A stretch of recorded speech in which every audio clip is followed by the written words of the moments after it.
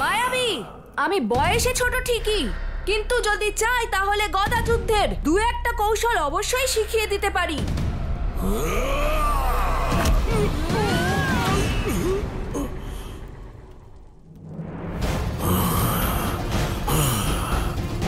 এতক্ষণ আমি ছোট মনে করে খেলছিলাম মাত্র, কিন্তু এবার খেলা শেষ আর যুদ্ধ শুরু। ভীম, কেমন লাগলো আমার প্রহার?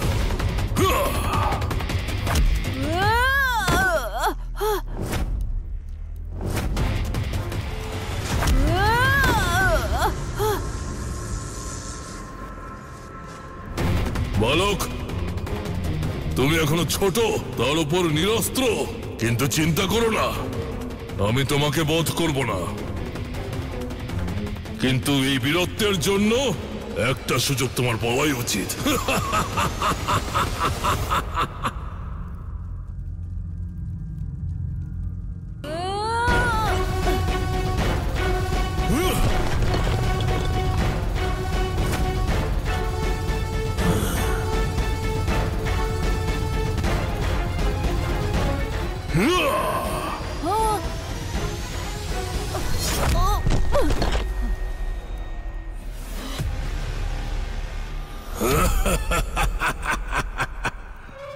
কানাই, তুমি তোমার সখাকে দেখে কোনো শিক্ষা পেলে, নাকি এখনো আমার সঙ্গে যুদ্ধ করতে চাও? শিক্ষা তো এখন তুমি পাবে মায়াবী।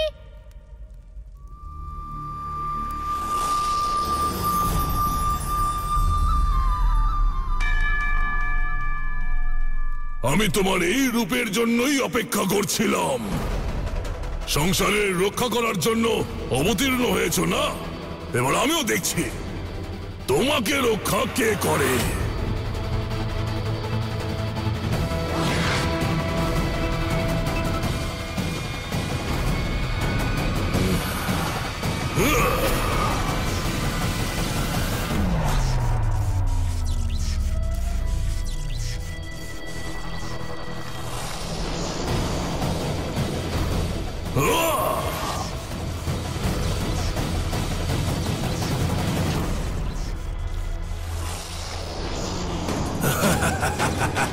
মায়াবী, এতক্ষণ আমি তোমাকে শুধরানোর সুযোগ দিচ্ছিলাম, কিন্তু তুমি শোধরাওনি, এবং তোমার অহংকার আর অধর্ম দেখে মনে হচ্ছে যে এখন তোমার শোধরানোর একটাই পথ রয়েছে, আর সেটা হলো তোমার বিনাশ। প্রয়োগ করো সুদর্শন চক্র, যাতে এই সংসার দেখতে পায় যে বিষ্ণুর সুদর্শন চক্র মায়াবীর কোনো ক্ষতি করতে পারে না।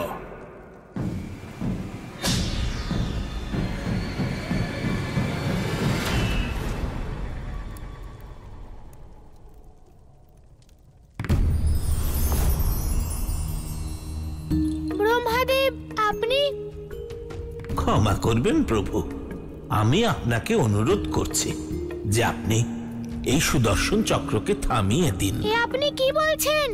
এই পাপের ঘোড়া পূর্ণ হয়েছে, এর বিনাশ করা আবশ্যক। আমি আপনাকে আটকাবো না, কিন্তু আমি মায়াবীকে বর দিয়েছি যে তার মৃত্যু শুধুমাত্র তখনই হবে যখন সে নিজে চাইবে। সে ইচ্ছা মৃত্যুর বর পেয়েছে প্রভু, সেই জন্য আপনার চক্র দ্বারাও যত টুকরো হবে ততগুলি ওর প্রতিরূপ সৃষ্টি হবে। সিদ্ধান্ত আপনি নেবেন প্রভু যে আপনি কি করবেন। আমি বুঝতে পেরেছি ব্রহ্মাদেব, এই অধর্মীকে বিনাশ করার জন্য আমাকে অন্য কোনো পথ খুঁজতেই হবে। বিষ্ণুর অবতার, তুমি সবাইকে একটা সুযোগ দাও, তাই না? কিন্তু আজ আমি তোমাকে একটা সুযোগ দিচ্ছি। তোমার সখাকেও নিয়ে যাও, আর আমার কাছে তখনই ফিরে এসো যখন তোমার সঙ্গে সদা আর স্বাহা থাকবে, কারণ আমাকে আটকানোর কেবল ওটাই একমাত্র উপায়। ইচ্ছা মৃত্যু, এর অর্থ এটাই যে এখন ওই মায়াবীর বিনাশ আমরা কোনোভাবেই করতে পারবো না, আর আমাদের দেবী স্বাহা আর স্বাধাকে ওর কাছে পাঠাতে হবে। না সখা, আমরা এমনটা একদমই করতে পারি না, কারণ এতে শুধু বৃন্দাবন নয় বরং পুরো সৃষ্টি সংকটে পড়ে যাবে। এখন আমরা কি করব সখা? কি করে বধ করব এই মায়াবীকে? ওকে আটকানোর একটাই পথ রয়েছে। আমাদের যে করেই হোক ওর মনে মৃত্যুর ইচ্ছা জাগ্রত করতে হবে।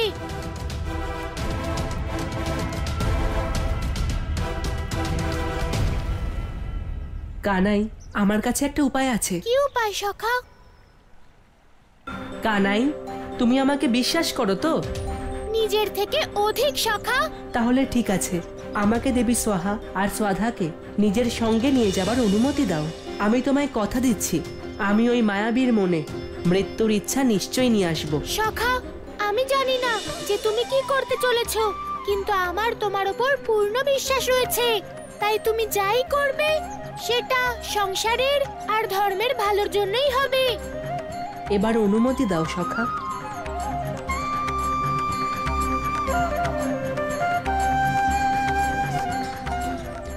দেবী স্বাধা আর স্বাহা, ব্রহ্মাণ্ড থেকে শুরু করে বৃন্দাবন পর্যন্ত যাত্রা করেছেন আপনারা, অবশেষে আমার কাছেই আসতে হলো। আর তোমার সেই সখা আমাকে এমন ভয় পেয়েছে যে সে নিজে না এসে তার সখাকে পাঠিয়েছে। না অসুররাজ, আমি নিজের ইচ্ছায় এসেছি, আপনার মনের ইচ্ছা পূরণ করার জন্য। আচ্ছা, তুমি জানো যে আমার মনের ইচ্ছা কি? হ্যাঁ অসুররাজ, আপনি দেবী সোহা আর সোধাকে বিবাহ করতে চান, কিন্তু যে কোনো বিবাহ ব্রাহ্মণ ছাড়া সম্পূর্ণ হয় না। এই জন্য আমি এসেছি যাতে আপনার বিবাহ দেবী সোহা আর সোধার সঙ্গে দিতে পারি। এত বড় হৃদয় পরিবর্তন! যে দেবী সোধা আর সোহাকে আমার থেকে বাঁচাচ্ছিলে, আজ স্বয়ং তুমি ওদের দুজনের বিবাহ মায়াবীর সঙ্গে করাতে এসেছো। অসুররাজ, যদি আপনি আমাকে বিশ্বাস না করেন তাহলে আমি চলে যাচ্ছি, কিন্তু আপনি নিজে ভাবুন, আপনার কাছে আমাকে ছাড়া অন্য কোনো ব্রাহ্মণ রয়েছে যে এই শুভ কাজ সম্পন্ন করতে পারে? সঠিক বলেছো ব্রাহ্মণ মশাই তুমি। যখন তোমার মতন একজন ব্রাহ্মণ আমার সামনে দাঁড়িয়ে আছে, তাহলে অন্য কোনো ব্রাহ্মণের কোনো প্রয়োজন নেই। এবার স্বাধা আর স্বাহার সঙ্গে আমার বিবাহ তুমিই করাবে ব্রাহ্মণ মহাশয়। ওম মহাপুরুষস্বে বিষ্ণুরাজে প্রবর্তমানস্বে অজ্ঞাসী ব্রাহ্মণো তৃতীয়ে।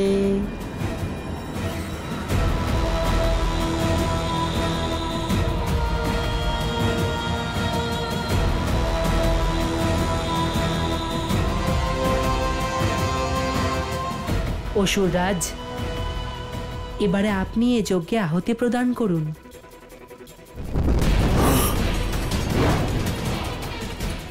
একি এই আহুতি আমার মুখের দিকে কেন আসছে? মনে হচ্ছে সৎমনে আপনি সংকল্প করছেন না, কিন্তু কোনো ব্যাপার না, এবারে এই শ্রীফল আপনি যজ্ঞে প্রদান করুন।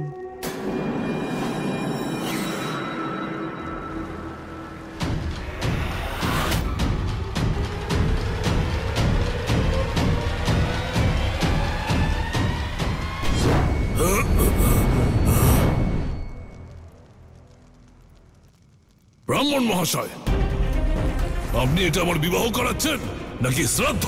শান্ত হন অসুররাজ, আমি বুঝেছি আপনার আহুতি কেন গ্রহণ হচ্ছে না। কেন গ্রহণ করছে না আমার আহুতি? অসুররাজ, দেবী সোহা এবং সোধা আহুতি গ্রহণ করেন, কিন্তু ওনারা এই বেদির বাইরে। যদি আপনি চান যে আপনার বিবাহ নিয়ম অনুসারে হোক, তাহলে দেবী সোহা এবং সোধাকে এই যজ্ঞ কুণ্ডে ফিরে যাবার অনুমতি দিতে হবে। ব্রাহ্মণ, ওরা যদি পুনরায় যজ্ঞ কুণ্ডে ফিরে যায় তাহলে আর কখনোই ফিরে আসবে না।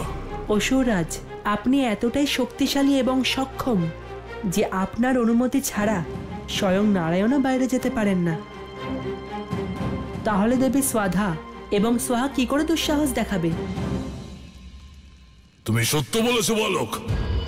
মনে হচ্ছে যেন সমগ্র সংসারে মায়াবীর রাজত্ব এখন থেকেই শুরু হয়ে গেছে। যান দেবী, আর আমাদের বিবাহের আহুতি গ্রহণ করুন।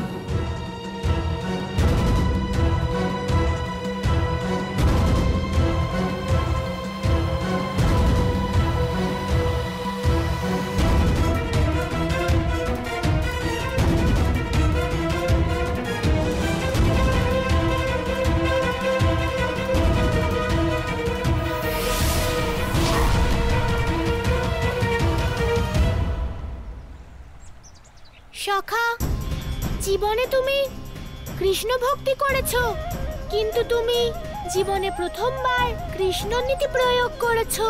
তাই আমার পূর্ণ বিশ্বাস রয়েছে যে মায়াবীর বিনাশ নিশ্চিত। অসুররাজ, আমার মন্ত্র উচ্চারণের সঙ্গে এই যজ্ঞে আহুতি প্রদান করুন। ওম মহাপুরুষস্বে বিষ্ণু রাজে প্রবর্তমানস্বে অজ্ঞাসী ব্রাহ্মণো ধৃতীয়ে।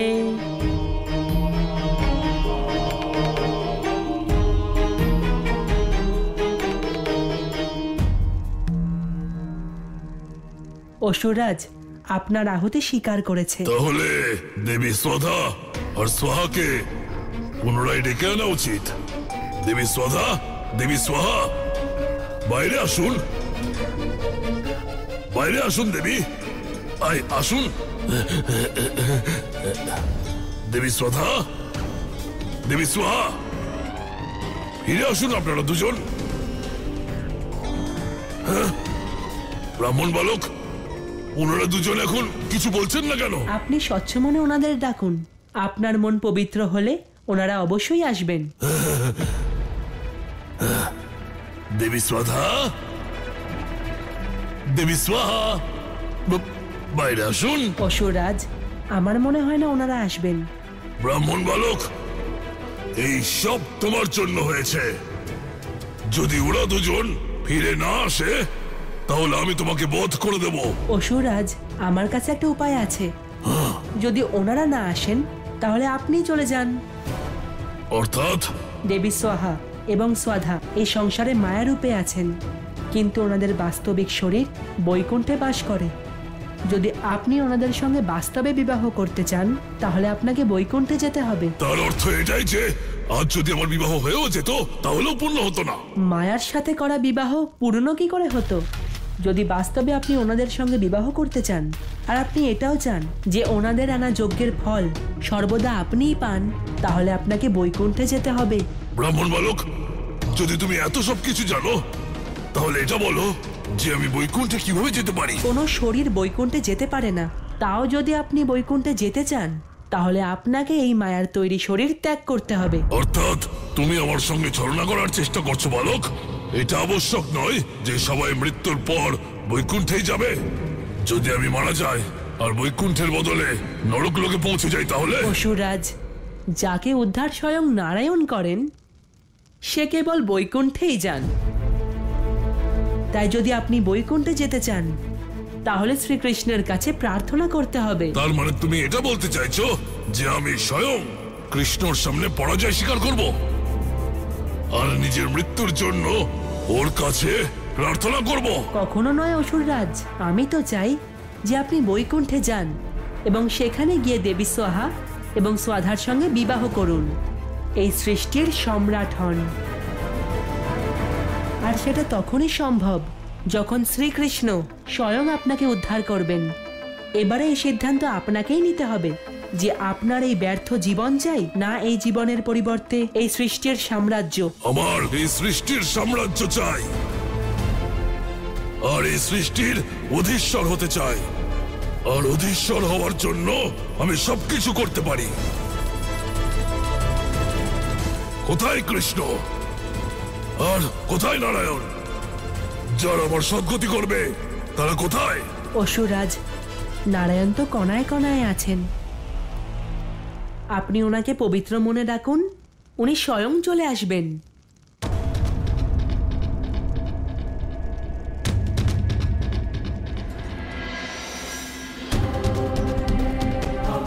হে পরম অবতার শ্রীকৃষ্ণ, আমি বৈকুণ্ঠে যেতে চাই। হে সকলের পালন কর্তা, হে নাথ, আসুন আর আমাকে আপনার শরণে নিন প্রভু। আমাকে উদ্ধার করুন, আমার প্রার্থনা শুনুন প্রভু, আমাকে উদ্ধার করুন।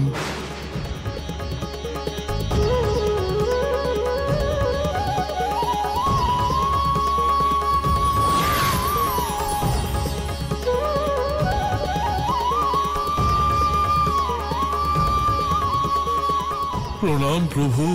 মায়াবী, আমি তাদেরই উদ্ধার করি যারা নিজের পাপকে স্বচ্ছ মন দিয়ে স্বীকার করে।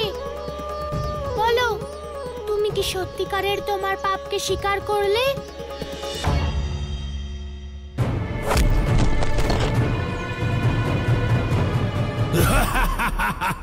প্রভু, আমার তো মনে হচ্ছে যেন আপনার দর্শন মাত্রই আমার হৃদয় বিগলিত হয়ে গেছে। এই সংসারে আমার দ্বারা স্বধা আর স্বাহার প্রতি করা অত্যাচার আমার মনে পড়ছে প্রভু।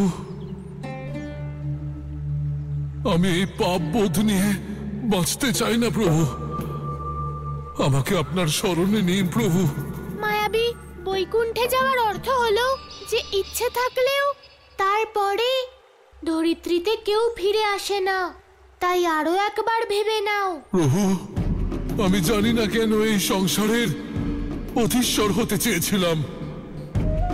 আমি এখন অনুভব করতে পারছি প্রভু, যে সুখ আপনার ধামে রয়েছে তা এই সংসারে নেই। আমি চিরকালের জন্য আপনার ধামে যেতে চাই প্রভু।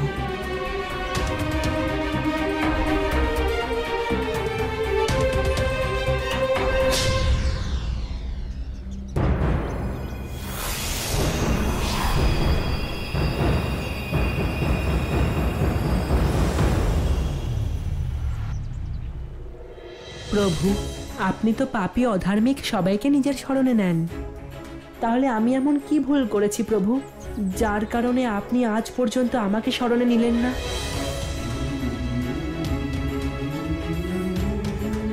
প্রভু, একজন ভক্তরূপে আমার এটাই অনুরোধ, যেভাবে আপনি মায়াবীকে বধ করে তাকে নিজের শরণে নিলেন, সেভাবে আমাকেও বধ করে আপনার শরণে নিয়ে নিন।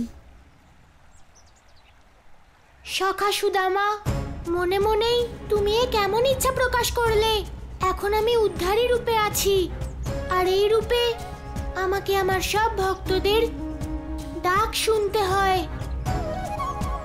তাই আজ আমি তোমাকে কথা দিচ্ছি যে সঠিক সময় এলে আমি তোমার ইচ্ছে অবশ্যই পূরণ করব।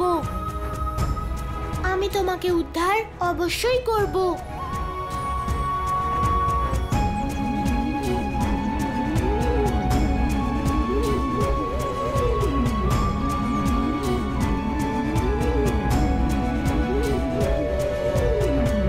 বৌঠান, এইভাবে আমার উদ্ধারকর্তা প্রভু স্বয়ং প্রতিশ্রুতি দিয়েছিলেন যে সঠিক সময় এলে মায়াবীর মতো আমাকে বধ করে আমার উদ্ধার করবেন আর নিজের বৈকুণ্ঠে স্থান দেবেন। এ বড় গম্ভীর পরিস্থিতি। গম্ভীর নয় বৌঠান, পরিস্থিতির প্রয়োজনে। কারণ ওই সময় আমি বুঝতে পারছিলাম না যে আমার মনে এমন ভাবনা কেন আসছে। এখন আমি বুঝতে পারলাম, এই ভাবনা আমার মনে এই কারণে এসেছে যাতে আমি আমার সখাকে সাহায্য করতে পারি আর বৈকুণ্ঠে গিয়ে ধর্মের রক্ষা করতে পারি। সুদামা, হতে পারে যে আপনার কথাগুলো সত্যি, কিন্তু এই ঘটনা এত বড় যে আমার অসম্ভব লাগছে। আমি বুঝতে পারছি না যে প্রভু কি করে নিজের সখাকেই বধ করবেন। বৌঠান, সখাকে এই কাজ করতেই হবে, কারণ এই সময় এটাই প্রয়োজন। আর সৃষ্টিকে রক্ষা করার জন্য আমার বধ ওকে করতেই হবে।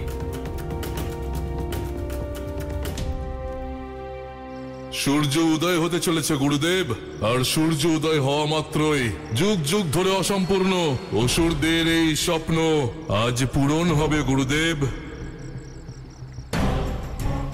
আমাকে আশীর্বাদ করুন গুরুদেব, যাতে অধর্মের পথে চলা এই ঋষিদের আমি বৈকুণ্ঠে পাঠাতে পারি। তোমায় শুধুমাত্র আশীর্বাদেরই নয় গয়াসুর, বরং তার সঙ্গে শক্তিরও প্রয়োজন। আমি কিছু বুঝলাম না গুরুদেব। মিথ্যা হলেও গয়াসুর এত বছর ভক্তিতে লীন ছিলে। হতে পারে যে তোমার এই ভক্তি এত মানুষকে বধ করার থেকে আটকেছে। সেই জন্য তুমি আমার সংহারক অস্ত্র নিজের সঙ্গে নিয়ে যাও।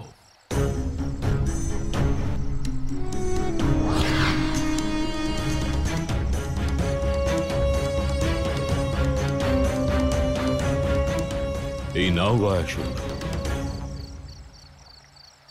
এই অস্ত্রতে এমন শক্তি আছে যে স্বয়ং বিষ্ণু এটিকে আটকাতে পারবে না।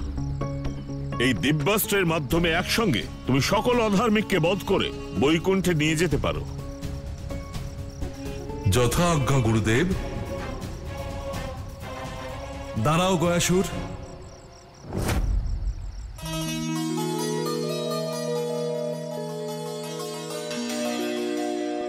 আমাদের সকলের সৌভাগ্যের সূর্য এবার উদিত হতে চলেছে।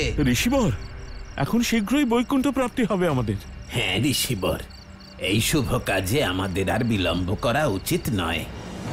আমাদের শীঘ্রই গয়াসুরের বলে দেওয়া স্থানে পৌঁছতে হবে, যাতে গয়াসুর আমাদের বধ করতে পারে। হ্যাঁ হ্যাঁ ঋষিবর, চলুন, শীঘ্র চলুন। হ্যাঁ চলুন চলুন, আসুন। প্রভু, আপনি এখানে? কিন্তু আমি তো আপনাকে স্মরণ করিনি। ভক্ত সংকটে থাকলে ভগবানকে সেখানে আসতেই হয়। সংকট, তাও আবার আমার? এমনটা নয় তো প্রভু যে সংকটে আপনি আছেন। যদি তা হয় তাহলে আপনাকে সহায়তা করতে পারলে খুবই প্রসন্ন হব। যদি তুমি আমায় সাহায্য করতে চাও তাহলে নিজেকে সাহায্য করো। অধর্মের পথ থেকে সরে এসো আর ধর্মের পথে চলো। অধর্ম? যদি আপনি মানুষকে মোক্ষ দান করেন তাহলে সেটা ধর্ম, আর যদি একই কাজ আমি করি তাহলে তো অধর্ম। এমনটা কেন প্রভু? কারণ আমি একজন অসুর, শুধু তাই জন্য? গয়াসুর, আমি তাদেরই মোক্ষ দান করি যারা সেটা পাওয়ার যোগ্য, যাদের মনে কোনো চাহিদা থাকে না। কিন্তু তুমি মোক্ষ দানের নামে নিজে অধর্ম করছো আর মানুষকে দিয়েও করাচ্ছ। তুমি আমার বরদানের অপপ্রয়োগ করছো।